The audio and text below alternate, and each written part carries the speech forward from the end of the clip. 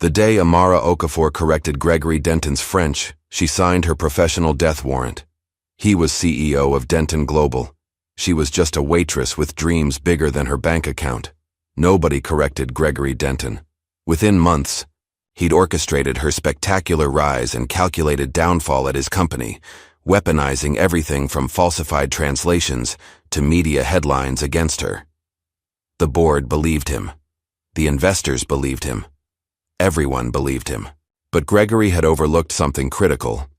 People who grow up translating worlds don't just understand languages, they understand power. And Amara had been studying power all her life. As she clutched the flash drive containing evidence of his systematic discrimination, Amara knew that sometimes justice doesn't need a courtroom. Sometimes, it just needs one person brave enough to speak truth in her own voice. The first light of dawn crept through the thin curtains of Amara Okafor's small apartment. Her alarm hadn't gone off yet, but she was already awake, moving quietly through the cramped space so as not to disturb her younger sister. 14-year-old Mika was still sound asleep, her textbooks scattered across the second-hand coffee table where she'd been studying late into the night.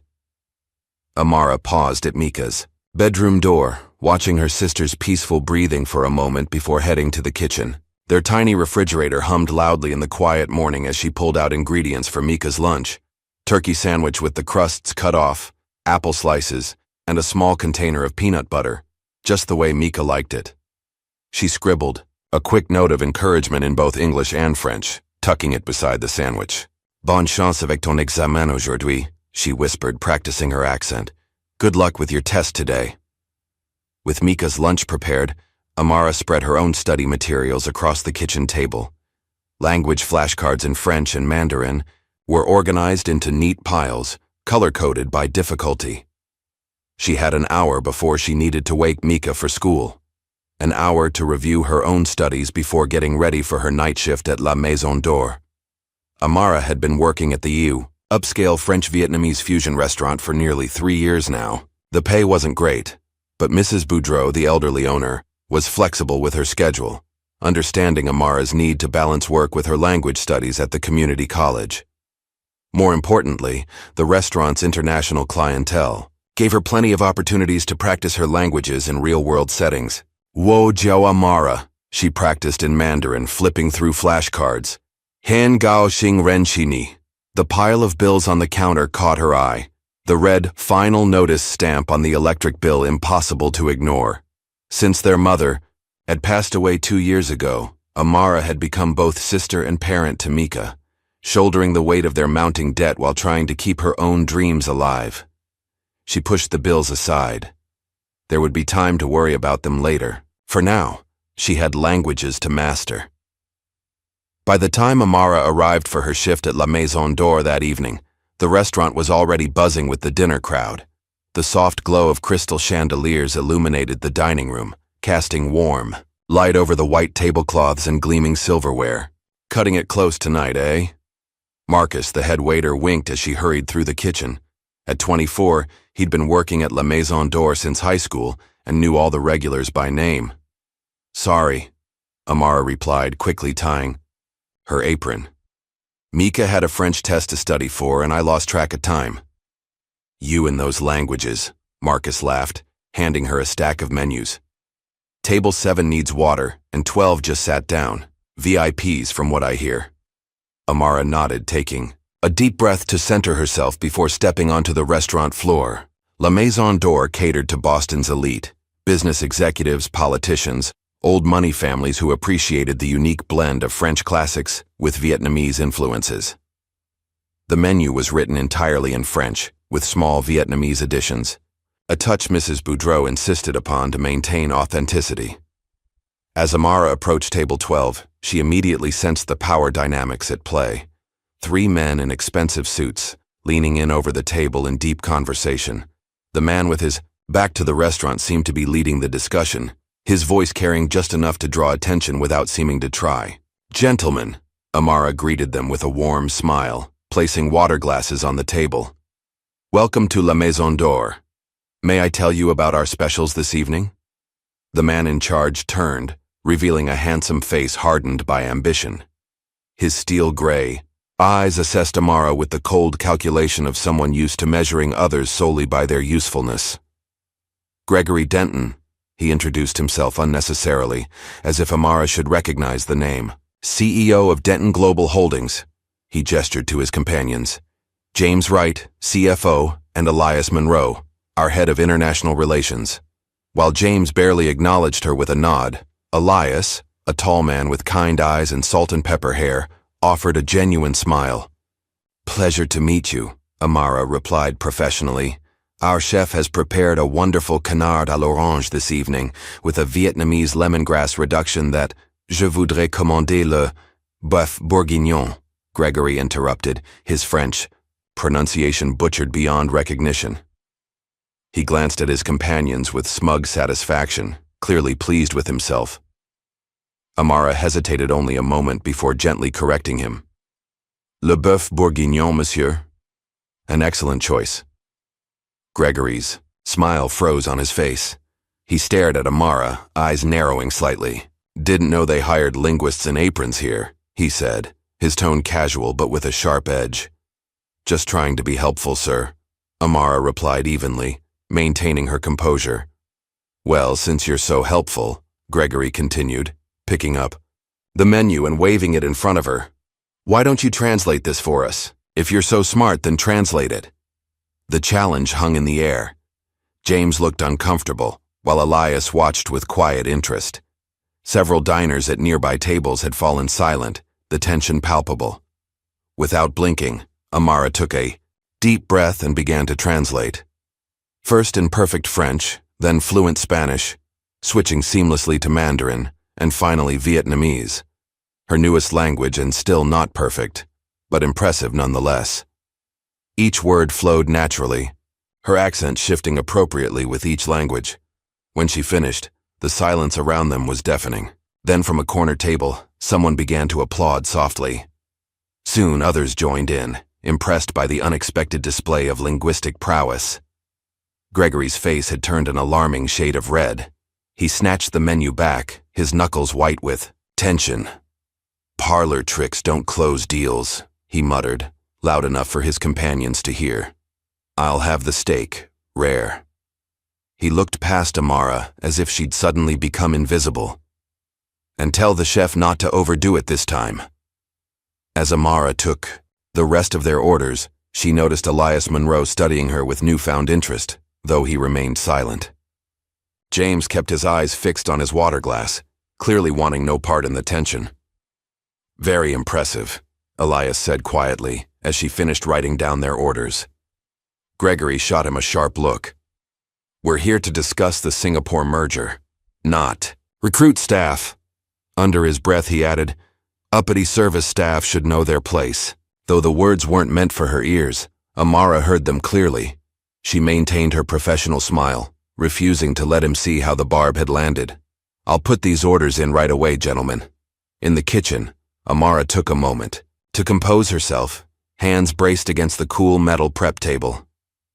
I saw what happened out there, came a raspy voice behind her.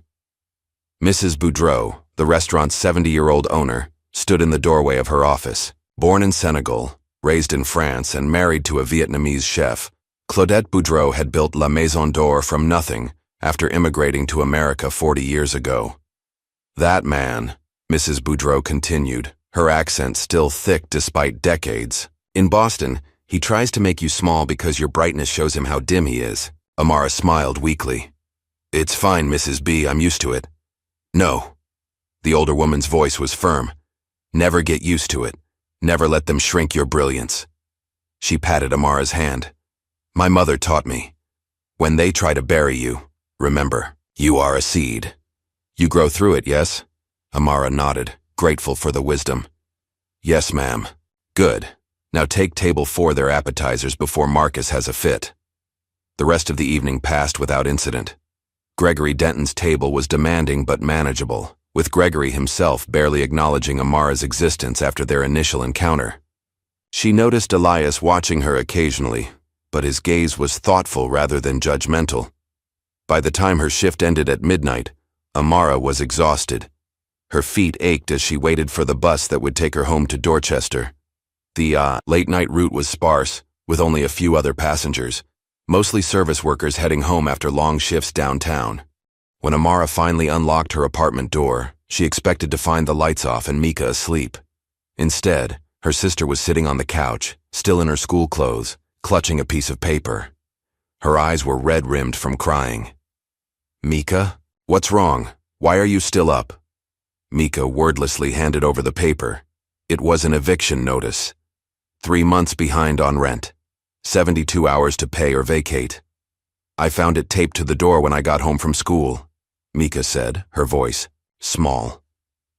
"I was scared to be alone, so I waited up for you." Amara's heart sank as she read the notice. The rent money had gone to their mother's medical bills, then to school supplies for Mika, then to fix the car they could no longer afford to keep. Each month, she'd promised herself she would catch up, but each month brought new emergencies. New expenses. "It's going to be okay," Amara said, sitting beside her sister and pulling her close. "We've been through worse, right? Remember when the heat went out last winter?" "We slept in the same bed for a week," Mika said with a weak smile. "And you read me stories in French to practice." "Exactly. And we made it through that, didn't we? We'll make it through this too." As Mika finally drifted off to sleep in her own bed, Amara sat at the kitchen table, staring at the eviction notice under the harsh fluorescent light. The forced optimism she'd shown her sister faded, replaced by the cold reality of their situation. They had nowhere else to go, no family to take them in. Their mother's relatives were all back in Nigeria, people they knew only through occasional phone calls and photos. Amara rested her head in her hands, allowing herself a moment of despair before straightening up. She couldn't afford to fall apart. Mika was counting on her. Tomorrow she would call the landlord, beg for an extension. She would pick up extra shifts, sell something, anything. For now, though, she needed sleep. Tomorrow would bring new challenges, new problems to solve. She just hoped she would be strong enough to face them. The following afternoon found Amara back at La Maison d'Or for an unexpected lunch shift. Marcus had called in sick, and Mrs. Boudreau had offered her the extra hours, a small blessing, given their financial situation. The lunch crowd was lighter than dinner service, mostly business people having quick meetings over salads and sparkling water. Amara was clearing a recently vacated table when the bell above the door chimed. She glanced up and froze. Standing in the entrance, looking somewhat out of place in the half-empty restaurant, was Elias Monroe. He spotted her immediately and approached with purposeful strides. "Miss Okafor," he greeted her, his deep voice carrying a hint of warmth. "I hoped I might find you here." Amara straightened, balancing the tray of dirty dishes. "Mr. Monroe, are you meeting Mr. Denton for lunch?" "No, I'm here to see you, actually." Elias glanced around. "Is there somewhere we could talk privately for a moment?" Confusion and wariness mingled in Amara's mind. "I'm working, Mr. Monroe." "It won't take long, I promise. It's a professional matter." Mrs. Boudreau appeared behind Amara, having overheard the exchange. "Take 15 minutes, Amara. Use my office." Her sharp eyes assessed Elias. "The door stays open." Minutes later, Amara sat across from Elias at Mrs. Boudreau's cluttered desk. "I should introduce myself properly," Elias began. "I'm Elias Monroe, Senior Vice President of International Relations at Denton Global Holdings, but also a silent partner in the company." He leaned forward slightly. "Your linguistic abilities last night were extraordinary." "Thank you," Amara replied cautiously. "But I doubt you came here just to compliment my French." A smile ghosted across Elias's face. "Direct. I appreciate that." He placed a business card on the desk. "I have a proposition for you. We're hosting a critical investor meeting next week. Representatives from Korea, Japan, Vietnam, and several European countries will be present. Our usual translation service had to cancel unexpectedly, and finding qualified replacements on short notice has been challenging." "And you thought of the waitress who embarrassed your boss?" Amara couldn't keep the skepticism from her voice. "I thought of the most impressive polyglot I've encountered in years," Elias corrected her. "Gregory doesn't know I'm here, and yes, he would be less than thrilled with my initiative. But this meeting is too important to risk miscommunication." What exactly are you offering? 1 day of your time. 8 hours as a freelance translator. We'll provide briefing materials in advance so you can familiarize yourself with the technical terms. He named a figure that made Amara's eyes widen. Triple her monthly salary at the restaurant. That's generous, she managed. It's market rate for specialized linguistic services, Elias replied matter-of-factly. Your skills are worth it. Amara's mind raced. The money would cover their back rent with enough left over to get ahead on the next month. It seemed too perfect, which made her suspicious. Why would you trust someone you just met with something so important? Is this some kind of setup? Elias sat back, his expression serious. I've been with Denton Global for 15 years.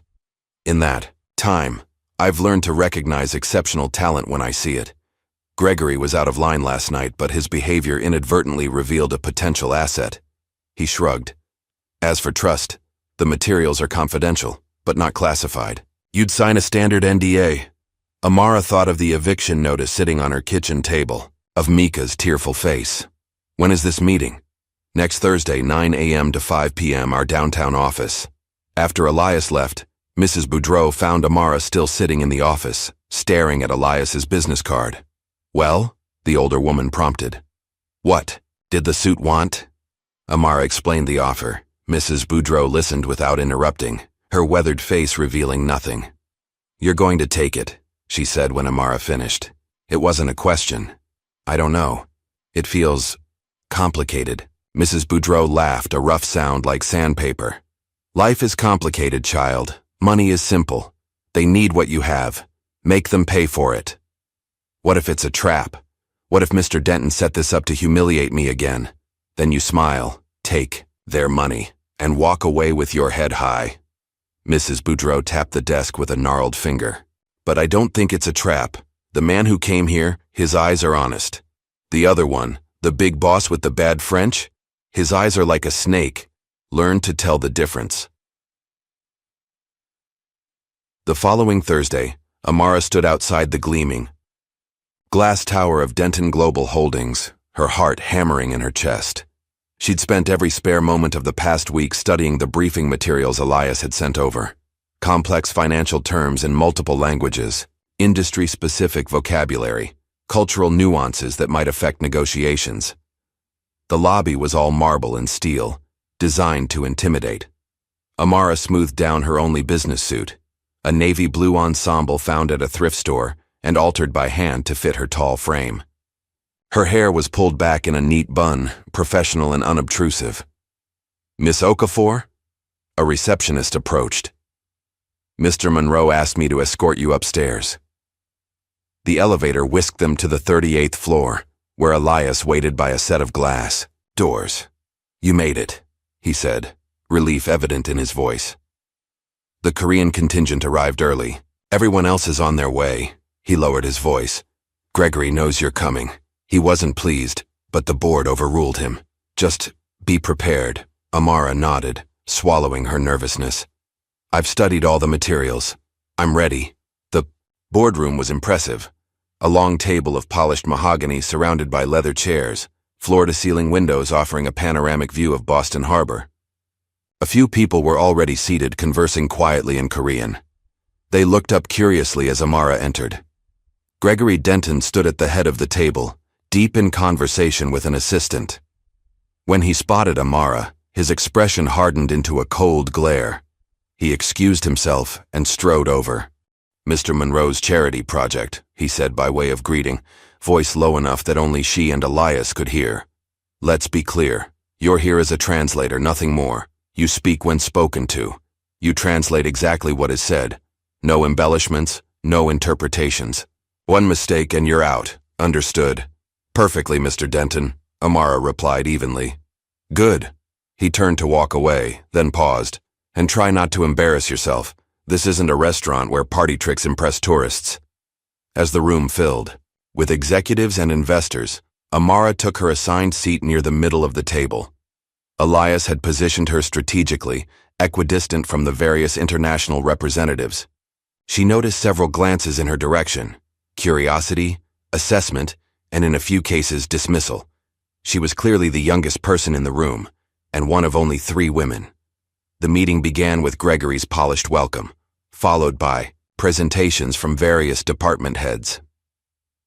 Amara listened attentively, occasionally providing whispered translations to those seated near her when technical terms caused confusion. 2 hours in, during a discussion of market expansion into Southeast Asia, a problem arose. Mr. Park, the lead Korean investor, frowned deeply while reviewing a contract addendum. He spoke rapidly in Korean to his colleagues, his tone increasingly agitated. The company's junior translator, a nervous young man who had been struggling all morning, looked panicked. "I'm sorry, he's speaking too quickly. Something about the terms being different?" The room tensed. Gregory's face darkened as he watched a potential multi-million-dollar deal begin to unravel over a translation issue. Amara hesitated only briefly before leaning forward. "Jisong hamnida," she addressed. Mr. Park in Korean, apologizing for interrupting. Then, switching between Korean and English with practiced ease, she clarified the point of contention, a subtle but critical difference in how profit sharing was calculated in the Korean version of the document versus the English version. Mr. Park listened intently, his expression softening as Amara explained. She suggested specific language that would resolve the ambiguity, maintaining the agreement's integrity while addressing his concerns. When she finished, Mr. Park nodded approvingly and said in heavily accented English, "This is acceptable solution. We continue."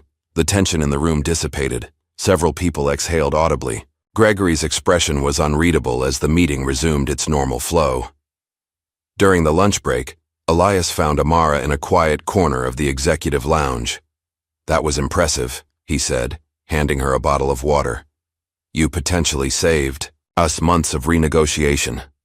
"It was a simple misunderstanding," Amara replied modestly. "The Korean term for net profits can be interpreted differently depending on context. Simple for you, perhaps." Elias glanced across the room where Gregory stood with several board members. "He's not happy about being upstaged, but even he can't deny your value today." The afternoon session proceeded more smoothly. Amara moved between language groups with quiet confidence, facilitating communication rather than merely translating words. When the Vietnamese representatives expressed cultural concerns about certain negotiation tactics, she helped bridge the gap, explaining nuances to both sides. By the time the meeting concluded, the atmosphere was celebratory. Contracts had been signed, hands shaken, photos taken for press releases. Amara stood to the side, her job complete, watching as Gregory accepted congratulations from board members and investors alike. Elias approached her one last time. "The board was impressed," he said without preamble. "They've authorized me to offer you a part-time position as a language consultant. 3 days a week, flexible hours to accommodate your studies." Amara stared at him in disbelief. "Part-time? You mean a real job? Here?" "With benefits and tuition assistance," Elias confirmed. "We'd be fools to let talent like yours walk out the door." Before she could respond, Gregory joined them, his smile tight and professional. "Ms. Okafor, it seems congratulations are in order. Your assistance today was fortuitous." "Thank you, Mr. Denton," Amara replied carefully. "Elias has convinced the board of your potential value to the company." He handed her a folder. "Your contract. Human Resources will expect you Monday morning. I'll be assigning your projects personally to ensure you're properly utilized." The threat beneath the professional veneer was unmistakable. Gregory Denton might have been forced to accept her presence, but he wasn't going to make it easy. As Amara left the building, contract in hand, her phone buzzed with a text from Mika. "How did it go?" She smiled, typing back, "I got the job. We're going to be okay." But as she walked to the bus stop, Amara couldn't shake the feeling that this victory was just the beginning of a much bigger battle. She had crossed a line today, from service worker to corporate professional, from background to foreground, and in doing so, she had made a powerful enemy.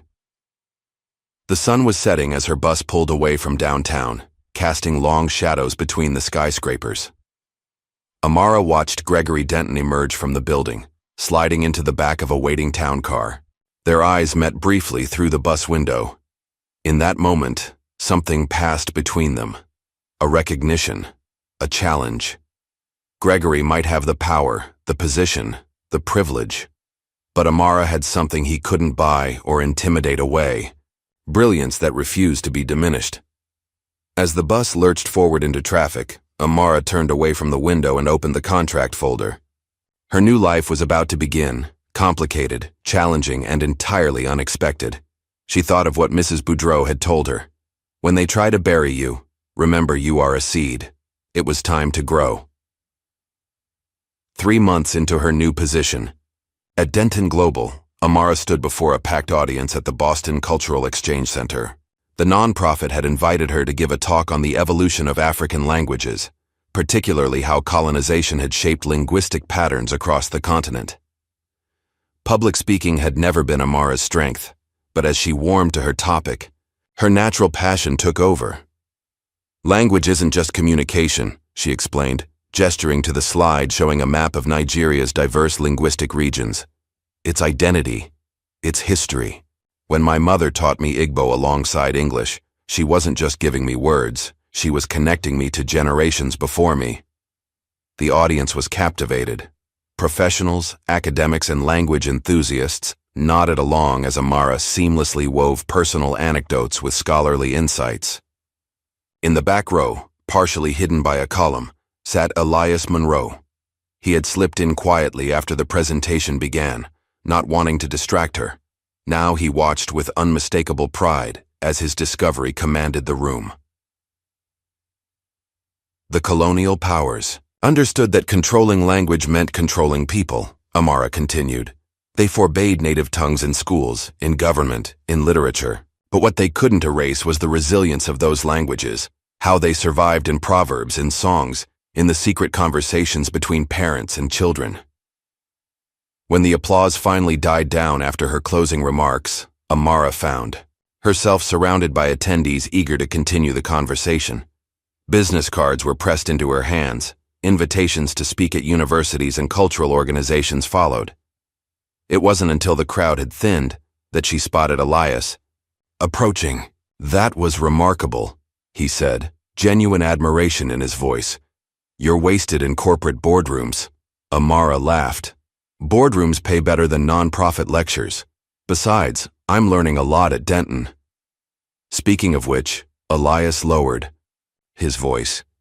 "There's something you should see." He pulled out his phone and showed her a video that had been circulating on social media. It showed Amara at a recent investor meeting, gently but firmly correcting a Chinese tech mogul's tonal Mandarin mistake that had accidentally changed the meaning of his proposal from mutual investment to something closer to mutual destruction. The clip had gone viral in business circles with the caption, "Waitress genius saves billion-dollar deal." "Is this bad?" Amara asked, uncertain. "Bad? It's fantastic PR for the company," Elias replied. "The board is thrilled." Gregory, however, he trailed off meaningfully. Amara understood. In the months since joining Denton Global, Gregory Denton had made his resentment clear. He assigned her to the most tedious translation tasks, scheduled her for early morning meetings knowing she had night classes, and forgot to include her in email chains about projects she was working on. "Let me guess," Amara sighed. "He's not happy about me getting attention." "That's putting it mildly," Elias confirmed. "But he can't touch you now. Your star is rising too quickly." The following week proved Elias right. An African tech consortium was in town, exploring potential partnerships with American companies. Their CEO, Dr. Kwame Bennett, specifically, requested Amara's presence at their meeting with Denton Global. "I saw your handling of the Wang Technologies negotiation," Dr. Bennett told her, his British Ghanaian accent crisp and precise. "Most impressive. And then to discover you have roots in West Africa as well? I insisted you be part of these discussions." Gregory had no choice but to include Amara in the high-profile meeting. His smile was fixed and cold as he introduced her as one of our rising talents in international relations. The words clearly tasted bitter on his tongue. Throughout the 4-hour, Session. Dr. Bennett directed questions to Amara, valuing her insights on African market dynamics. By the meeting's end, he had made his preference clear. Denton Global would get his business, but only if Amara was their designated liaison. Your linguistic skills are valuable, of course, he told her privately as the meeting concluded. But it's your cultural intelligence that truly sets you apart. You understand the nuances that others miss. Gregory cornered her afterward in an empty conference room. Enjoy your moment in the sun, Ms. Okafor, he said, voice low and dangerous. But remember who signs your checks. I built this company from nothing, and I won't have some diversity hire using it as her personal stepping stone. Amara held his gaze steadily. I'm here to do my job, Mr. Denton. Nothing more, nothing less. We'll see about that. Gregory's campaign against her intensified. He began scheduling her for overlapping meetings, setting her up to fail. On Tuesday morning, Amara found herself double-booked. A Japanese delegation at 10 a.m. and a Brazilian investment group at the same time, on opposite sides of the building. Rather than panic, Amara improvised. She met briefly with the Japanese team first, establishing rapport and explaining the situation honestly.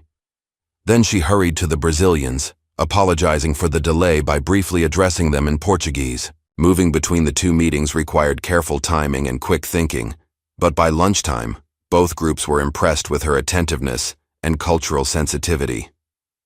How did you manage it? Elias asked later, genuinely curious. Code switching, Amara explained.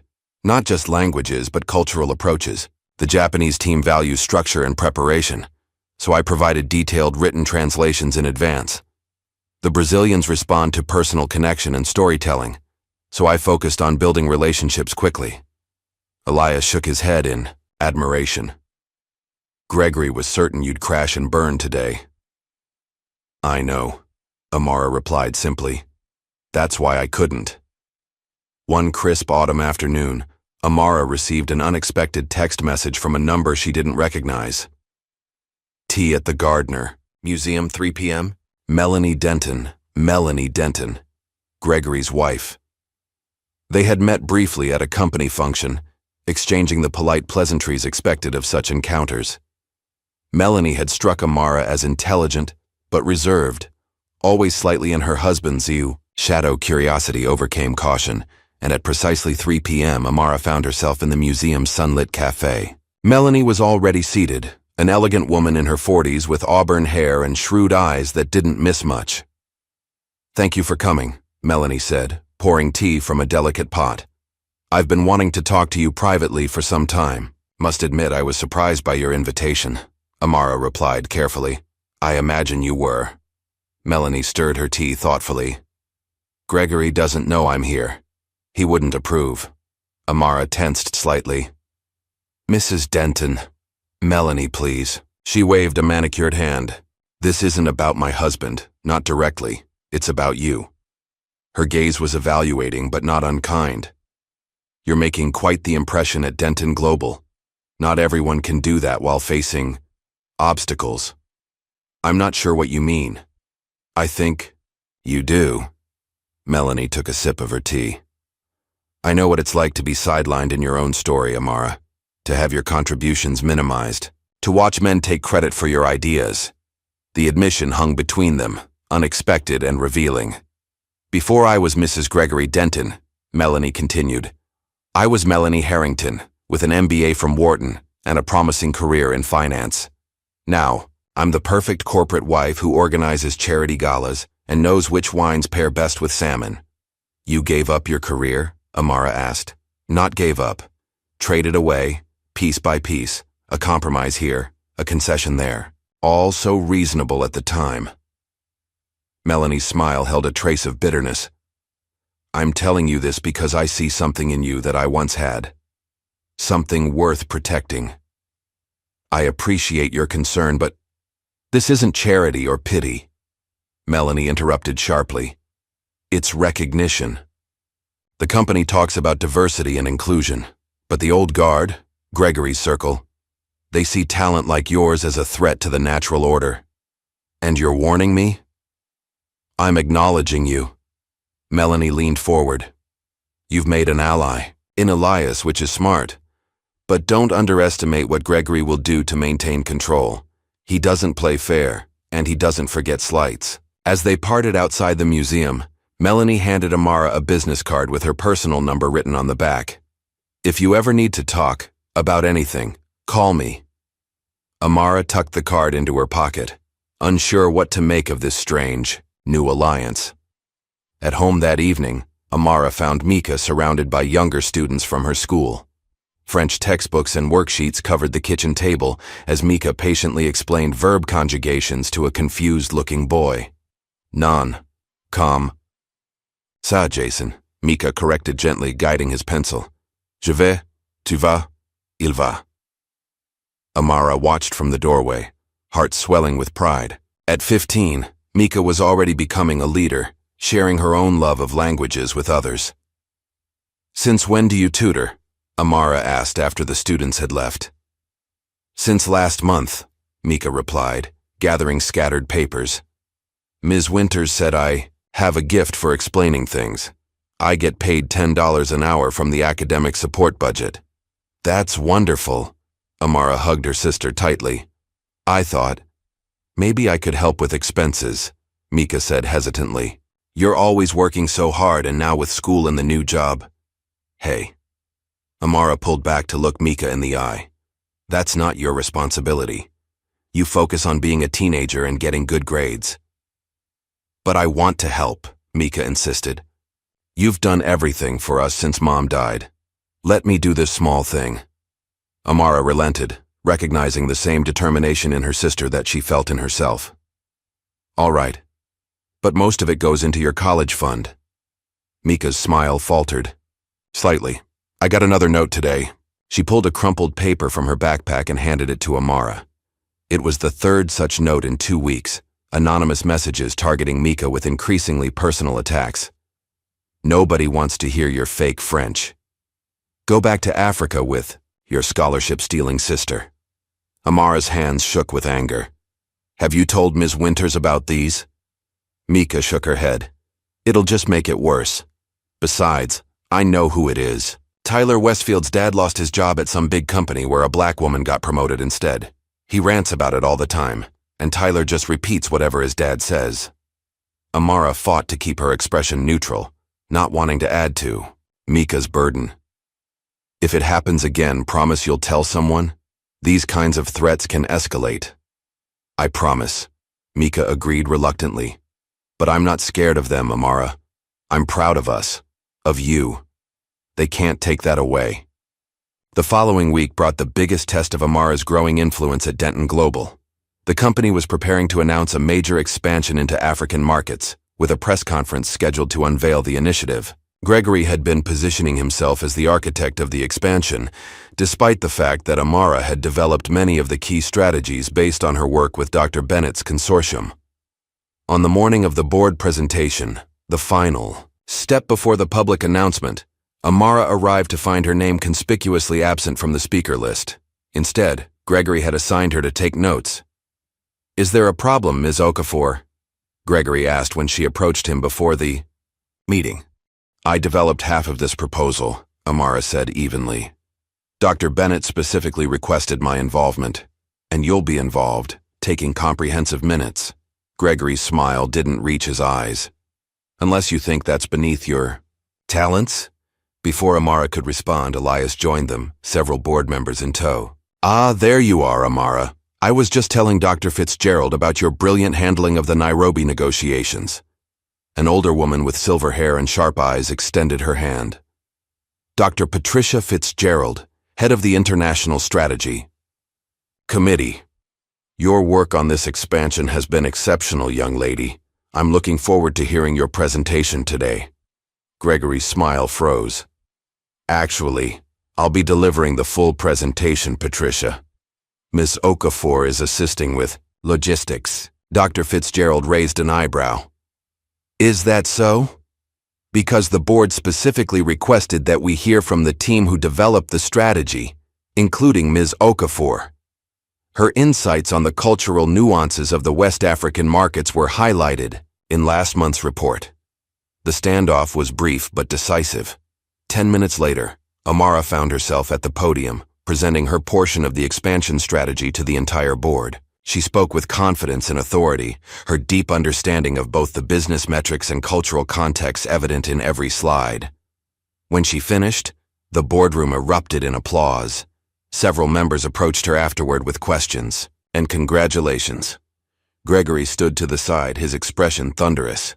"You humiliated me," he hissed when he finally cornered her in the hallway afterward.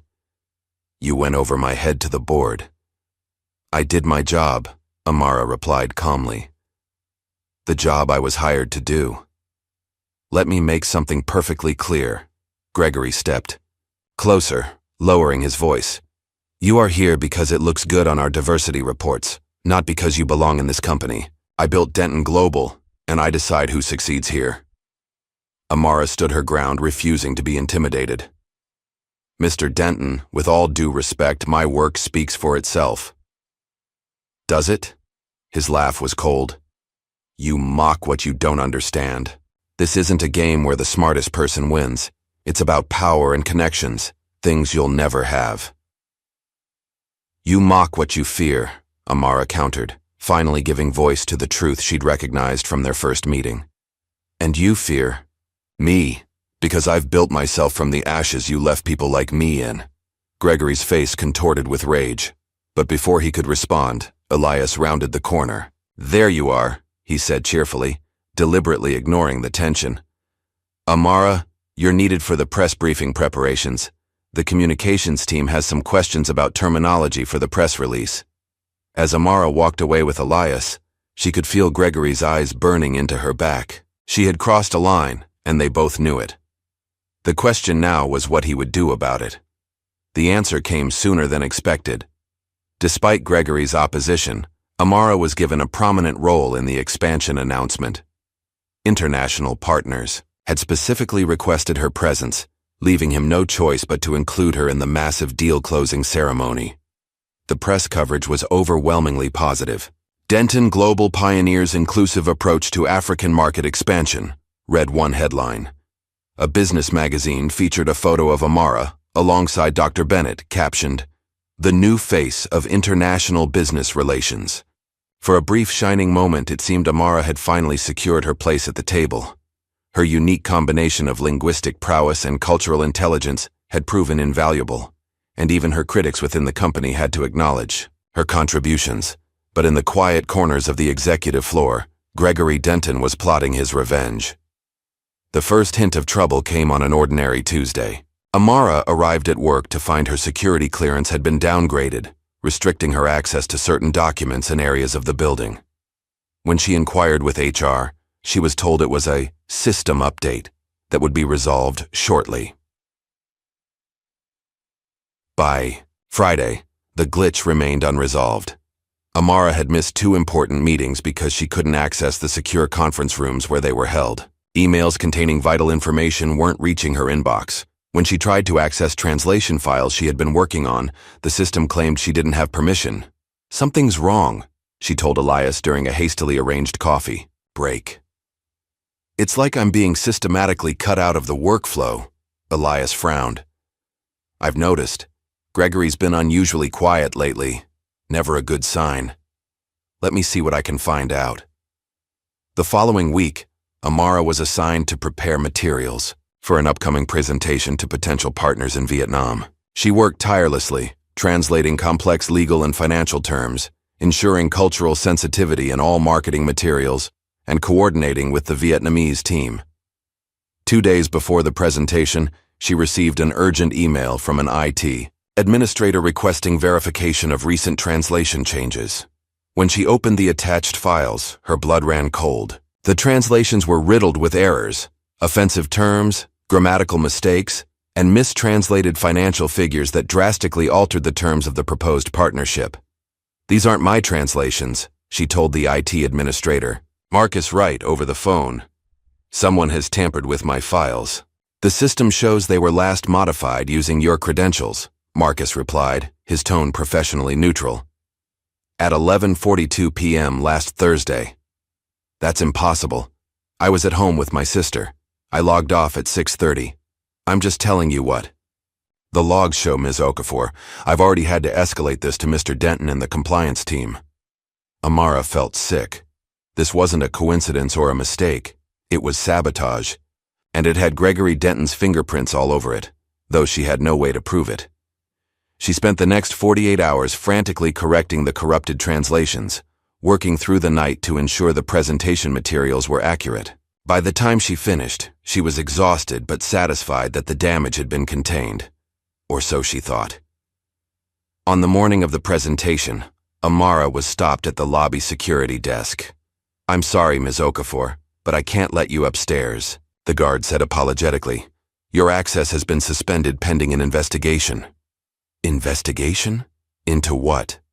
"I don't have those details, ma'am. I just know you're to wait for security to escort you to human resources."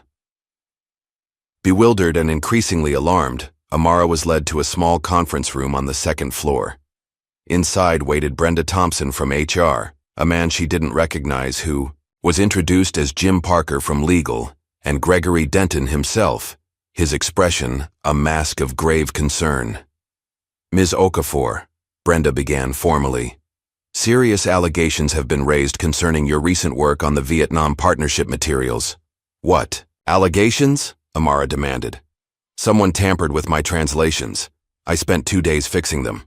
"According to our records," Jim Parker interjected, "you accessed the system late Thursday night and made unauthorized changes to official company documents. Changes that, if they had gone undetected, would have severely damaged our relationship with the Vietnamese partners." "That's absurd. I wasn't even here Thursday night." "We have login records and security footage," Gregory added smoothly.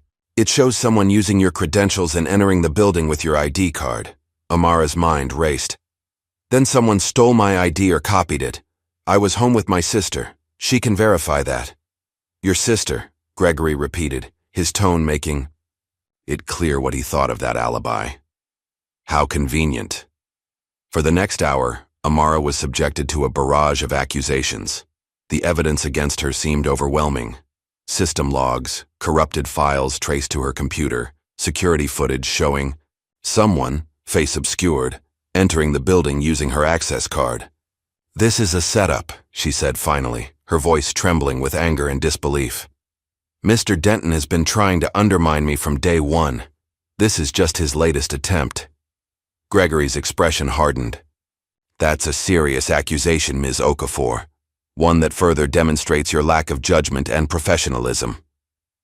"Given the severity of this breach," Brenda concluded, "we have no choice but to suspend you immediately, pending further investigation. You'll be escorted to your desk to collect your personal belongings, after which your access to all company systems will be terminated." "You can't do this," Amara protested. "I've done nothing wrong." But her objections fell on deaf ears. 20 minutes later, she stood on the sidewalk outside Denton Global headquarters, a small box containing her desk items clutched in her arms, her employee badge confiscated.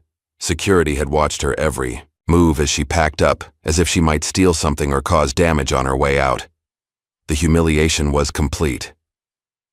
By evening, the story had hit the business news cycle. "Fraudulent Waitress translator causes international incident at Denton Global," read one particularly vicious headline. The articles painted her as an unqualified diversity hire who had sabotaged an important business deal when her lack of actual qualifications was about to be exposed. Amara sat in her apartment, staring numbly at her phone as the notifications poured in. Colleagues, former colleagues now, sending messages ranging from confused support to thinly veiled satisfaction at her downfall. Social media was even worse, with strangers weighing in on her supposed fraud and incompetence. "Is it true?" Mika asked quietly, sitting beside her on the couch. "What they're saying about you?" "No," Amara replied, her voice hollow. "Someone set me up. Someone with access and power." "Gregory Denton," Mika stated with the certainty of youth. "He's always hated you. Hating me is one thing. Framing me for corporate sabotage is another." Amara ran a hand over her face. "I can't prove it was him, Mika. That's the worst part. He's covered his tracks perfectly." Her phone rang, Mrs. Boudreau calling for the third time that day. Amara hesitated, then answered. Child, what's happening? The old woman demanded without preamble. I'm seeing your name dragged through mud all over the business channels. Amara explained the situation as best she could, her voice breaking several times as she recounted the morning's events. Listen to me, Mrs. Boudreau said when she finished. This stinks of a setup. I know people who can look into this. Old. Friends from my intelligence days. Intelligence days? Amara repeated, confused. Mrs. Boudreau laughed shortly. You think I was always a restaurant owner? Before Vietnam, before America, I had another life. Let me make some calls. After hanging up, Amara tried to process this new information about her mentor, but before she could dwell on it, another call came through. Elias. Amara, thank God you answered. He sounded tense, almost frightened. I don't have much time. Gregory's gone too far this time. I've been looking into the server logs and there's evidence of tampering. I'm going to take this to the board. Elias, be careful. If he did this to me, I know the risks. But I can't stand by and watch him destroy someone's career just because his ego can't handle being outshone. There was muffled talking in the background. I have to go. I'll contact you when I can. The following morning brought unexpected news. Melanie Denton had reached out, requesting a discreet meeting at the same museum cafe where they'd first talked. I don't know if I should, Amara told Mika. For all I know, she could be part of the setup. Or she could have information, Mika countered. You always tell me not to make assumptions about people. Reluctantly, Amara agreed to the meeting. Melanie was already waiting when she arrived, looking tense and preoccupied. Thank you for coming, she said, her voice low. I had to see you. What Gregory's done. It's unconscionable. Amara stiffened. You know it was him? I found something, Melanie replied, glancing around nervously. Documents in his home office, linking him to the altered files. There's more. Offshore accounts, internal memos about problem employees who were systematically pushed out. Most of them women, people of color, or both. You searched his office? Amara couldn't hide her surprise. Our marriage has been a sham for years, Melanie said bluntly. But I've stayed, partly out of habit, partly because leaving meant losing. Everything I've sacrificed for, but this, she shook her head. This crosses a line I can't ignore. What are you going to do? I've copied everything to a flash drive. Melanie's hand moved to her purse, then stopped. But I need to be careful about how I use it. Gregory has powerful friends, and he knows things about me that could be damaging. Before they could discuss further, Melanie's phone buzzed. She checked it, her face paling. I have to go. Gregory's called an emergency board meeting for tomorrow morning. He's going to try to make this official. Have you formally terminated and possibly even pursue legal action against you? On what grounds? Amara demanded. Corporate espionage, breach of contract, defamation. He'll throw everything at you to make sure you can't fight back. Melanie stood hurriedly. I'll be in touch when I can. As Melanie rushed away, Amara sat alone at the cafe table, the magnitude of what she was facing finally sinking in.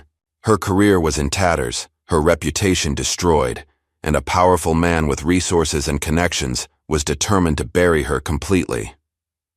Her phone buzzed with a notification, another news article about the Denton Global Translation scandal.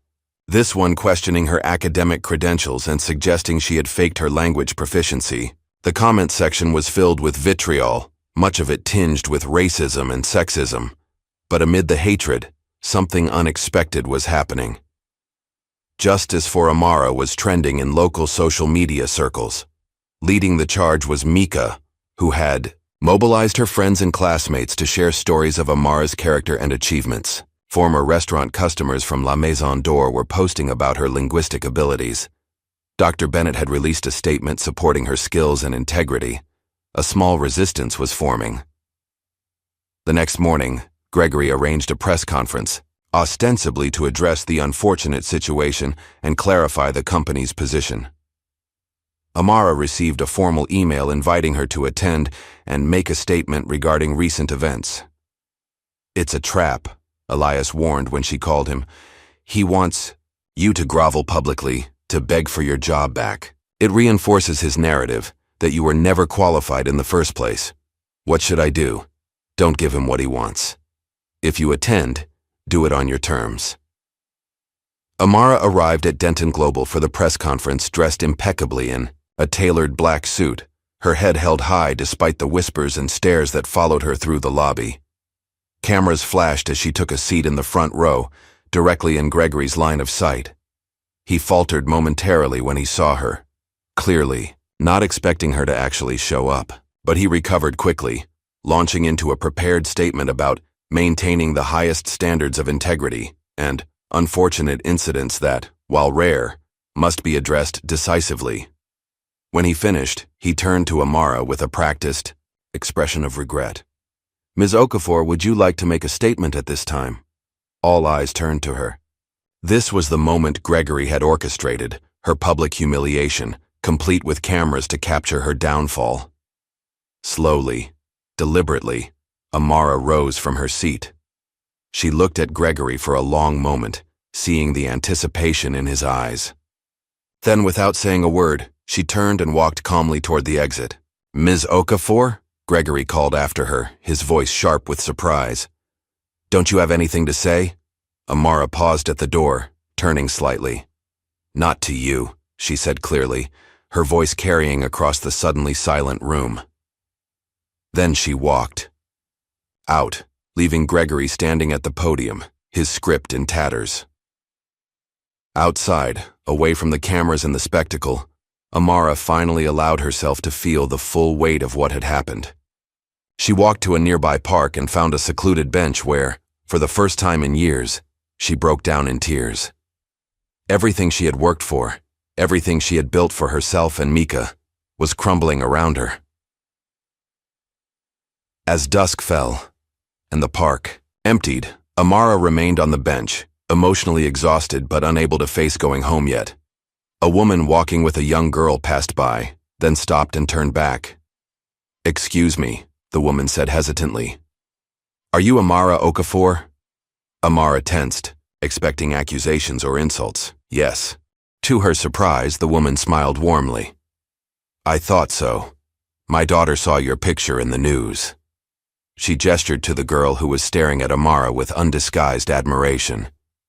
"She told me yesterday that when she grows up she wants to be, just like you, someone who speaks many languages and stands up for herself." Struck speechless, Amara could only nod as the pair continued their walk. The brief encounter, however, had sparked something inside her. If a child she'd never met could find inspiration in her story, then perhaps all was not lost. As she walked home through the darkening streets, Amara's mind began to work in a way it hadn't since the scandal broke. She mentally replayed conversations, cataloged suspicious incidents, recalled Mrs. Boudreau's cryptic advice from months ago. "In my intelligence days we had a saying, the truth leaves fingerprints, even when hands are gloved." Fingerprints. Evidence. Trails that couldn't be completely erased. By the time she reached her apartment, a plan was beginning to form. Gregory Denton had used his power and position to try to destroy her. But in doing so, he had revealed vulnerabilities of his own: arrogance, vindictiveness, and a fundamental underestimation of her resilience.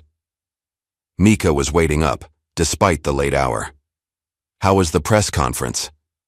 "Educational," Amara replied, a new determination in her voice.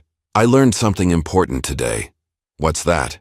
"That Gregory Denton may have the power right now, but he's forgotten something crucial about language." "What?" Amara smiled for the first time in days. "Every story can be rewritten." Dawn broke over Boston as Amara sat cross-legged on her living room floor surrounded by printouts, notebooks, and her laptop. She hadn't slept. Instead, she'd spent the night meticulously piecing together her defense, searching for the digital fingerprints Gregory Denton might have left behind. Mika emerged from her bedroom, rubbing sleep from her eyes. "Have you been up all night?" Amara looked up, her eyes tired but alert. I remembered something important. When I was translating the Vietnamese contracts last month, I downloaded copies of all the original documents to study the terminology. It was something I'd always done, keeping backups to practice with later. And that helps how? Because, Amara said, turning her laptop screen toward Mika, I have the original correct translations. The timestamps and metadata are intact. This proves the versions they're claiming I sabotaged were altered after I'd already submitted the final drafts. Mika's eyes widened. That's evidence. It's a start, but not enough on its own. Amara rubbed her temples. Gregory's too smart to leave an obvious trail. If he used someone in IT to tamper with my files, they would have covered their tracks. The doorbell rang, startling them both. Few people knew where they lived, and fewer still would visit unannounced at 7 a.m. Cautiously, Amara opened the door to find Mrs. Boudreau standing there, a large paper bag in her arms. You look terrible, the old woman declared, pushing past Amara into the apartment. When's the last time you ate? Mrs. B, what are you doing here? Bringing breakfast, she replied, placing the bag on the kitchen counter. And information. Mika peeked into the bag. Croissants. From yesterday, but still good. Eat. Mrs. Boudreau turned to Amara. Now listen carefully. I've been making calls to old contacts. Did you know I worked as a linguistics decoder during the Cold War? Before the restaurant? Before coming to America? Amara blinked in surprise. You mentioned intelligence work, but no time for stories now. What matters is I still know people who know people. She pulled a small notebook from her pocket. Your Mr. Denton has made enemies over the years. People who've been waiting for him to make a mistake. Did he make one? Mrs. Boudreau's eyes gleamed. All men like him do, eventually. Arrogance makes them sloppy. She tapped the notebook. You need to learn about metadata trails. When documents are altered, they leave traces. Digital fingerprints that can be tracked if you know where to look. For the next hour, Mrs. Boudreau walked Amara through techniques for examining document histories and server logs, skills she'd acquired during her surprising previous career. They pored over Amara's saved files, identifying discrepancies in the versions that had been used to frame her. This will help, Amara said, taking careful notes. But it's still my word against his, and he has the company's resources behind him. Then you need more evidence, Mrs. Boudreau replied matter-of-factly. And allies. Who else might know what Denton has been doing? Elias Monroe has been trying to help, but he's in a precarious position, and Melanie Denton contacted me. The wife? Mrs. Boudreau raised an eyebrow. Interesting. She says she found documents in Gregory's home office linking him to the altered files. She copied them to a flash drive. Then you need that drive. Amara's phone buzzed with a text from an unknown number. Need to see you. Same place. Noon today. The museum cafe was nearly empty when Amara arrived. Melanie sat at a corner table, a large sunglasses doing little to disguise her evident distress. When she removed them, Amara was shocked to see her left eye was slightly swollen. Are you okay? Amara asked, sliding into the seat across from her. I'm fine, Melanie replied tersely. Gregory and I had a disagreement last night. Nothing unusual. She reached into her purse and discreetly slid a small flash drive across the table. Everything I could find is on here. Emails about monitoring your computer, instructions to IT staff, even a documented history of other problem employees he's pushed out over the years. Amara stared at the tiny device, hardly believing it could contain such powerful evidence. Why are you doing this? Melanie's laugh was brittle. Maybe I'm tired of watching talented people destroyed because they threaten his ego. Maybe I'm tired of being an accomplice through my silence. She looked away. Or maybe I'm just finally doing something I should have done years ago. This could hurt you too, Amara said quietly. I know. Melanie put her sunglasses back on. Use it wisely. And Amara, be careful. When Gregory feels cornered, he becomes unpredictable. After Melanie left, Amara remained at the cafe, the flash drive feeling impossibly heavy in her pocket. She knew viewing its contents in public would be reckless, but the temptation was almost overwhelming. Her phone rang. "Elias, where are you?" he asked without preamble. "We need to meet. I found something in the server logs. I'm at the Gardner Museum Cafe.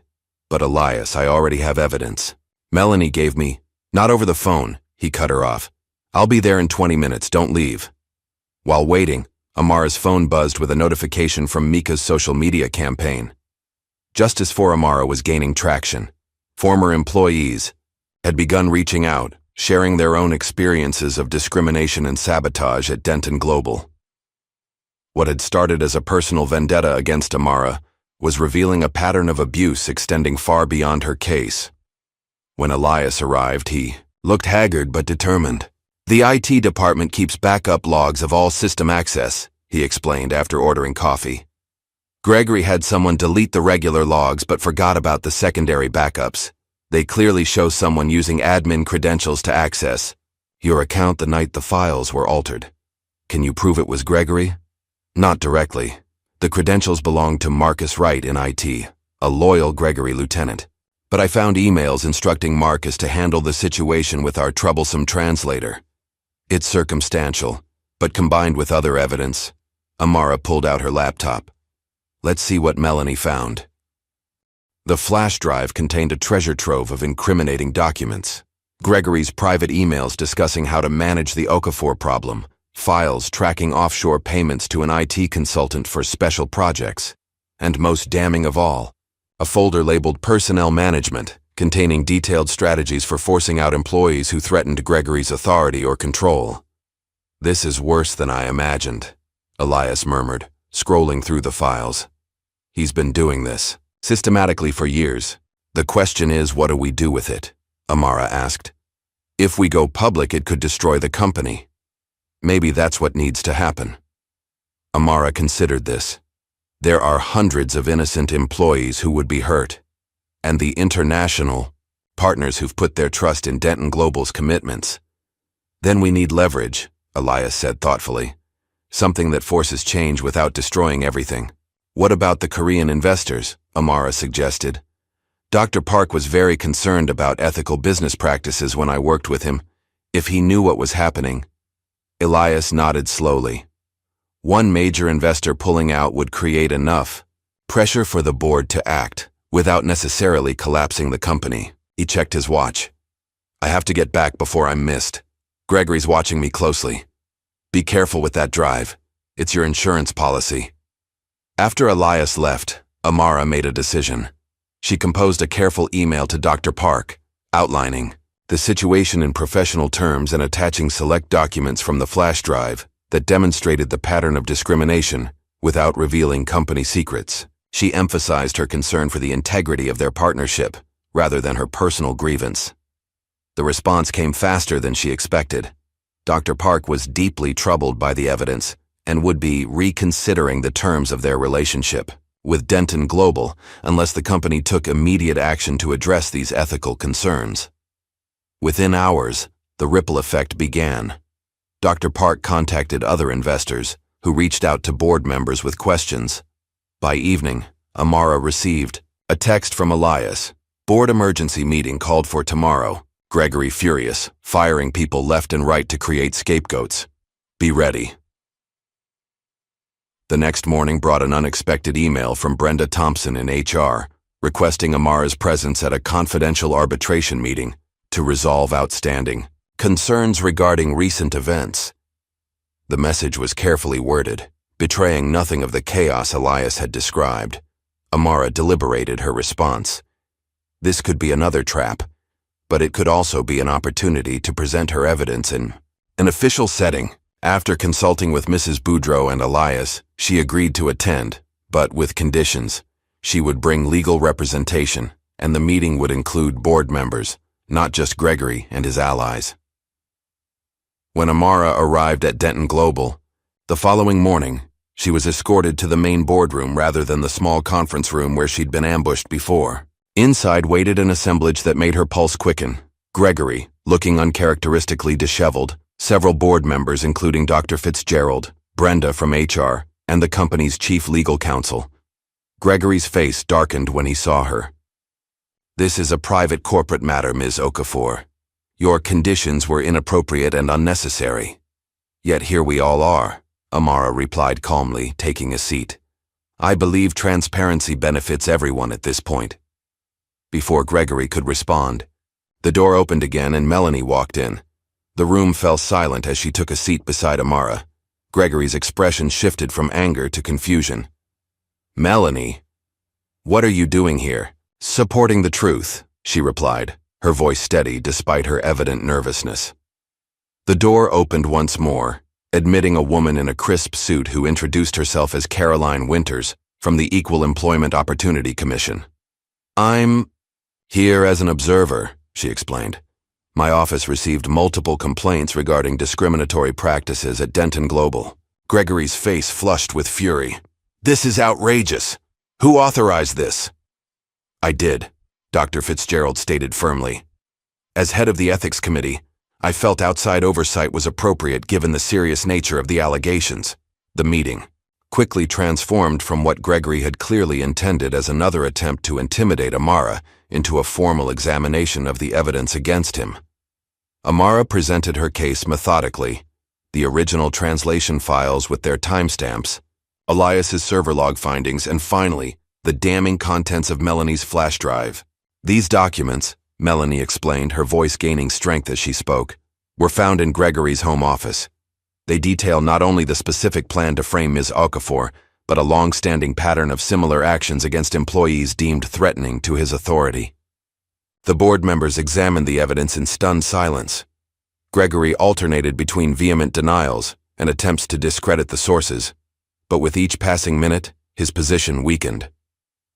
The offshore accounts are a routine part of international business, he insisted, and the personnel files are standard performance management documentation. Is it standard practice to refer to employees as diversity liabilities to be managed out of the organization? Caroline Winters asked, reading directly from one of the documents. Gregory turned to Melanie, his expression murderous.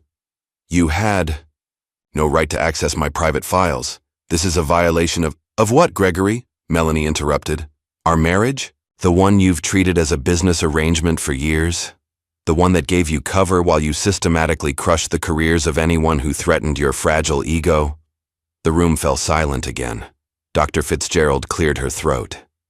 In light of this evidence, I move that Gregory Denton be immediately suspended pending a full investigation, and that Ms. Okafor be reinstated with full back pay and a formal company apology. The motion passed with only one dissenting vote. Gregory was escorted from the room, still protesting his innocence and threatening lawsuits against everyone present. When it was over, Brenda approached Amara with reinstatement papers and an awkward expression. The company would like to offer you your position back, with a substantial compensation package for the misunderstanding. Amara looked at the papers, then around at the boardroom where, just weeks earlier, she had been celebrated for her contributions to the African expansion project. So much had changed. Thank you, she said finally. But I'll need time to consider the offer. As she left the building, a crowd of reporters had gathered in the lobby, alerted to the drama unfolding inside. Cameras flashed as she walked past, but Amara offered no comment. This victory, significant as it was, felt like just the beginning of a much larger battle. The story broke the next morning across all major business news outlets. Denton Global CEO suspended amid discrimination and sabotage allegations. Amara's phone rang constantly with journalists seeking comments, former colleagues expressing support or surprise, and even a few headhunters sensing an opportunity to recruit her. The public reaction was immediate and polarized. Many hailed her as a courageous whistleblower who had exposed corporate corruption. Others questioned her motives, suggesting she had orchestrated the scandal to advance her own career. Social media buzzed with both support and vitriol, with "Connor Justice for Amara" trending nationally alongside more hostile hashtags. You need to be careful, Elias warned during a call. Gregory still has powerful allies both inside and outside the company, and now he has nothing to lose. His warning proved prescient. 3 days after Gregory's suspension, Amara received a hand-delivered envelope containing a cease-and-desist letter from his personal attorneys, threatening defamation lawsuits if she spoke publicly about the case. The same day, her apartment building manager informed her that an anonymous caller had reported suspicious activity at her unit, triggering an inspection that found nothing. "They're trying to intimidate you," Mrs. Boudreau said when Amara showed her the letter. "It means you've hit a nerve." "It's working," Amara admitted. "I'm worried about Mika. She's already dealing with harassment at school because of all this." "Then you stop playing defense," the old woman replied firmly. "You take control of the narrative. After careful consideration and consultation with a lawyer recommended by Caroline Winters from the EEOC, Amara made two decisive moves. First, she declined Denton Global's reinstatement offer, instead requesting a formal settlement, acknowledging the wrongful termination and discrimination she had experienced. Second, and more significantly, she joined forces with 7 other former Denton Global employees, all mentioned in Gregory's personnel management files, to file a class action lawsuit alleging systematic discrimination, harassment, and wrongful termination practices under his leadership. The lawsuit sent shockwaves through the corporate world. Major news networks covered the story extensively, featuring interviews with the plaintiffs who shared similar experiences of being undermined, sabotaged, and eventually forced out after challenging Gregory's authority or receiving recognition he felt was rightfully his. From Waitress to Whistleblower, the Amara Okafor story read one headline. A respected business magazine published a feature article tracing her journey from La Maison d'Or to becoming the catalyst for what they termed a long overdue reckoning in corporate America. The increased visibility brought both opportunities and dangers. Amara received speaking invitations from universities and business conferences, eager to hear her perspective on corporate ethics and resilience. But she also received threats, anonymous emails and social media messages warning her to know her place and stop attacking successful white men. For security reasons, she and Mika temporarily moved in with Mrs. Boudreau, whose apartment, above the restaurant, offered both safety and community. The old woman's network of loyal customers and friends created an informal protective circle around them. As the lawsuit progressed, both sides were required to give depositions. Gregory's testimony proved to be a turning point. Under questioning from the plaintiff's attorney, his carefully maintained facade of corporate respectability crumbled. He became defensive, then openly hostile, at one point referring to Amara as an uppity waitress who got lucky with a few languages.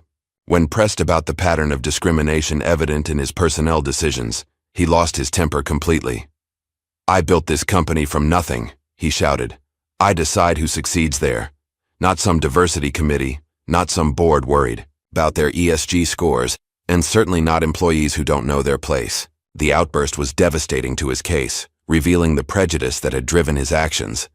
His attorneys called for a recess, but the damage was done. Melanie's testimony proved equally pivotal, though for different reasons. Speaking calmly, but with evident emotion, she described her years as both witness and enabler of Gregory's discriminatory practices. "I stayed silent when I should have spoken up," she admitted. "I convinced myself it wasn't my place to interfere in business matters. But each time he destroyed someone's career because they threatened his sense of superiority, I became more complicit." When asked why she had finally decided to come forward, Melanie glanced at Amara before answering. "Because watching Ms. Okafor stand her ground with dignity, even as my husband tried to destroy her, made me realize how much courage I'd surrendered over the years. Some debts can only be paid by breaking your silence." Her testimony became a focal point for media coverage, with many outlets framing it as a powerful examination of the complex role of bystanders in workplace discrimination. Meanwhile, changes were happening at Denton Global. Following Gregory's suspension, the board had appointed Elias as interim CEO with a mandate to reform the company culture. His first actions included establishing an independent ethics committee, revising hiring and promotion practices to eliminate bias, and creating a protected whistleblower program. One by one, Gregory's closest allies were removed from leadership positions as their involvement in his discriminatory schemes came to light. Some resigned quietly. Others fought their terminations but ultimately lost as evidence of their complicity emerged. Throughout this period of upheaval, Amara found herself increasingly sought after as a speaker and commentator. Harvard Business School invited her to address students on ethical leadership. Columbia University asked her to participate in a panel on linguistic diversity in global business. The United Nations Language Alliance requested her insights on cultural communication and international diplomacy. At each event, Amara spoke with the same clarity and conviction that had guided her through the crisis. Language isn't just about words, she often said. It's about power. Who gets to speak, who gets heard, and who gets silenced. True communication requires not just understanding different languages, but recognizing the value of different voices. As her public profile rose, Amara found herself reflecting on her mother's teachings more frequently.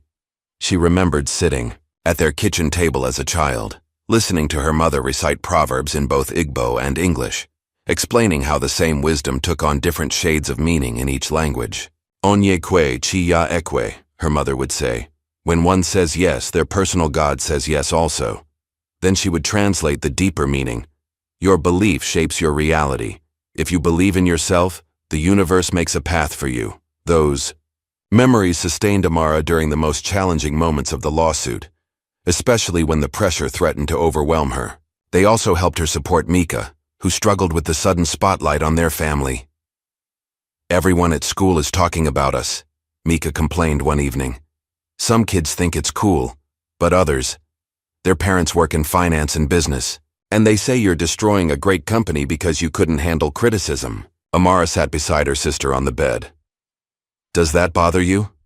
What they say? Mika considered the question seriously. Not really. But sometimes I wonder if it would have been easier to just stay quiet. Easier, yes, Amara agreed. But our mother used to tell me something important. Uku anagi agba oso nefu. The foot doesn't run for nothing. There's always a reason to stand your ground, even when it's hard. I know, Mika said softly. I'm proud of you, Amara. I just worry. Sometimes. That's what family does. Amara hugged her sister tightly. We worry about each other, but we keep moving forward together. After 6 months of legal proceedings, the case reached its conclusion. Faced with overwhelming evidence and damaging testimony, Denton Global's board voted to settle the lawsuit rather than risk a public trial. The settlement included substantial financial compensation for all plaintiffs, mandatory company-wide reforms, and independent oversight of hiring and promotion practices for 5 years. Gregory Denton was permanently removed as CEO and forced to sell his controlling interest in the company. The board issued a formal public apology to Amara and the other plaintiffs, acknowledging the systemic failures that allowed discrimination to persist and committing to a new era of inclusive GATS leadership. At the press conference announcing the settlement, Amara was invited to speak last. Standing at the podium, facing a room full of cameras and reporters, she took a moment to gather her thoughts before addressing the crowd. I didn't ask for power, she said, her voice clear and steady. I asked for dignity. This case has taught me that too often, we must fight for both. But that fight is not just for ourselves. It's for everyone who comes after us. Everyone who deserves to be judged by their abilities rather than others' prejudices. She paused, looking around the room. This settlement is not an ending, but a beginning. The real work of creating truly inclusive workplaces where all talents are recognized and respected continues. That work belongs to all of us. Executives and employees, institutions and individuals. As my mother would say in Igbo, Aka ni kwaka ekpe, aka ekpe akwaka ni. The right hand washes the left hand, and the left hand washes the right. We can only move forward together. A year after the settlement, Amara sat in a light-filled office overlooking Boston Harbor. The walls were adorned with framed newspaper headlines documenting her journey, alongside colorful artwork from various African countries and a large map marking the locations of Spee Global's growing client list. The consulting firm she had founded with her settlement money had quickly established itself as a leader in cultural and linguistic consulting for international business. Unlike traditional translation services, Spee specialized in the nuances of cross-cultural communication, helping companies navigate the complex human elements of global commerce. Amara had made a point of hiring talented individuals from underrepresented groups and regions, particularly focusing on languages and dialects often overlooked by larger firms. Her team now included 20 full-time consultants and dozens of specialized contractors around the world. A knock at her door interrupted her review of quarterly reports. Her assistant, Jason, poked his head in. "Your 11 o'clock is here, and Mrs. Boudreau called to confirm dinner tonight." "Thank you, Jason. Send them in." Amara smiled as her next appointment entered, a nervous young woman clutching a portfolio, clearly for a job interview. "Ms. Rivera, please have a seat. Tell me about your experience with indigenous Mexican languages." Later that afternoon, Amara made a special trip to La Maison d'Or. The restaurant was closed between lunch and dinner service, but Mrs. Boudreau was expecting her. The old woman sat at her usual table by the window, a pot of strong coffee and 2 cups waiting. "Business good?" Mrs. Boudreau asked as Amara joined her. "Very. We just signed contracts with 2 tech companies expanding into West Africa and a manufacturing firm entering Vietnam." Amara poured coffee for both of them. "How about here?" "Same as always. Good food, good customers." Mrs. Boudreau smiled. "Marcus is learning the business side now. He'll take over when these old bones decide to rest." They chatted comfortably about business and mutual friends until Mrs. Boudreau abruptly stood and disappeared into her office. She returned carrying an old leather-bound book. "This is for you," she said, placing it on the table. Time it was. Passed on. Amara opened the cover to find a French dictionary, its pages yellowed with age. Inside the front cover was an inscription in faded ink.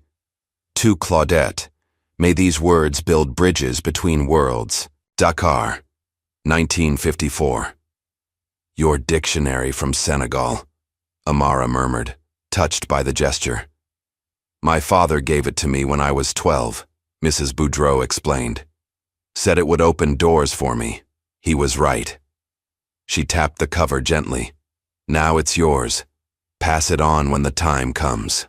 Amara ran her fingers over the worn leather. "Thank you. This means more than I can say." "You've done well, child. Your mother would be proud." That evening, Amara attended Mika's school award ceremony. Now 16, Mika had blossomed in the past year, channeling her own linguistic talents into a pioneering program teaching younger students. Her initiative had caught the attention of educational foundations, and tonight she was receiving a scholarship for language innovation in youth education. Amara watched with pride as Mika took the stage to accept the award. "I want to thank my teachers and mentors," Mika began confidently.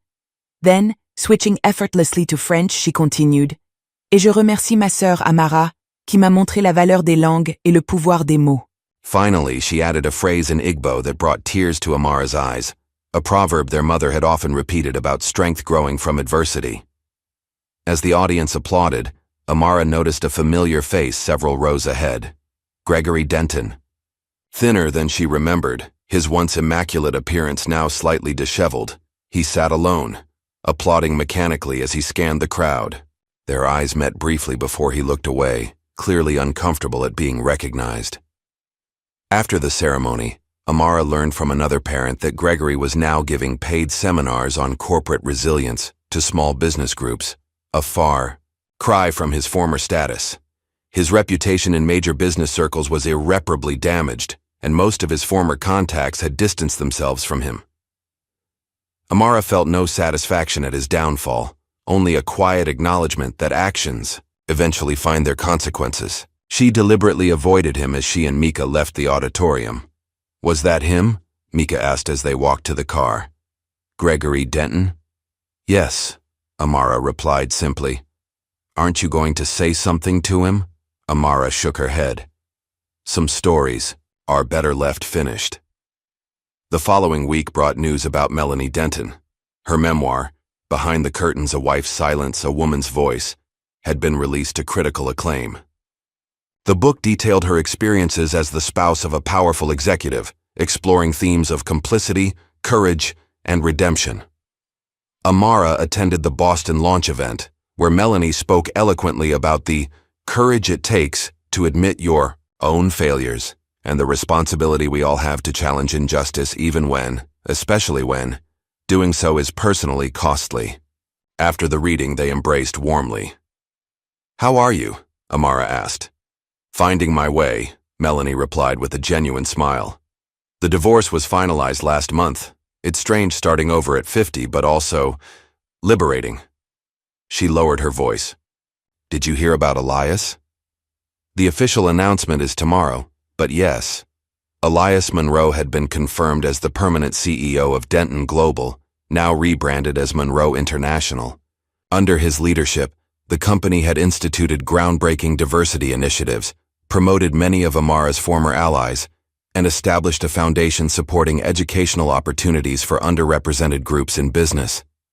"He's doing good work," Melanie acknowledged. "Repairing what Gregory broke, and creating something better in its place," Amara added. "That's the real victory." As they parted, Melanie hesitated. "I never properly thanked you, Amara. Your courage gave me permission to find my own." "We lift each other up," Amara replied. Simply.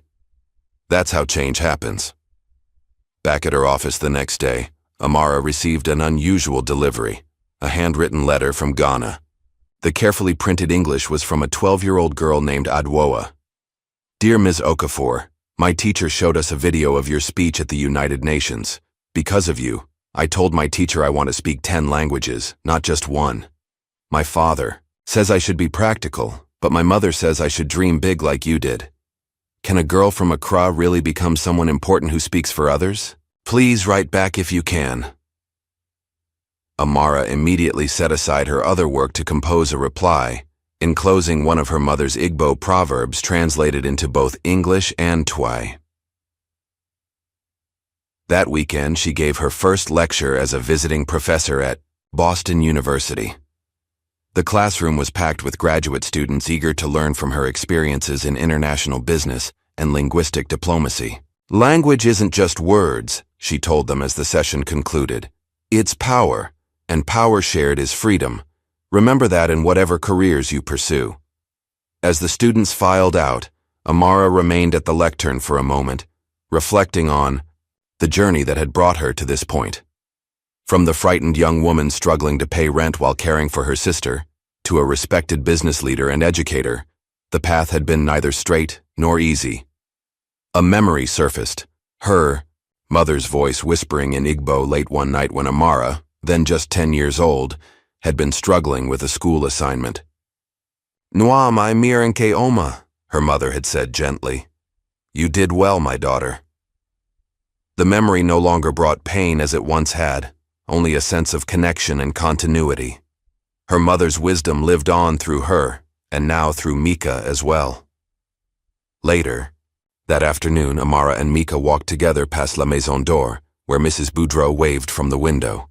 They continued toward the Cultural Exchange Center, where Amara was scheduled to receive an award for her contributions to linguistic education and cultural understanding. As they approached the building, Amara noticed the new plaque installed by the entrance, "Voices for the Voiceless, celebrating those who bridge worlds through words."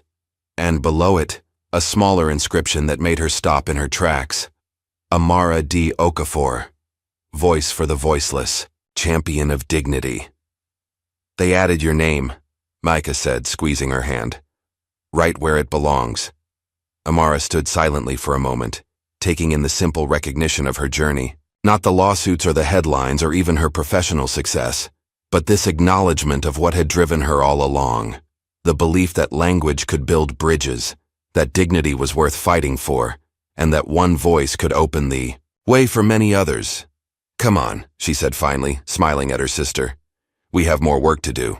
Together, they walked through the doors, into the next chapter of a story still being written, not just in English or French or Igbo, but in the universal language of courage. What would you risk to stand in your truth when the world is determined to silence you? If Amara's journey moved you, like this video, subscribe for more stories of courage against impossible odds, and share with someone who needs to be reminded of their own power.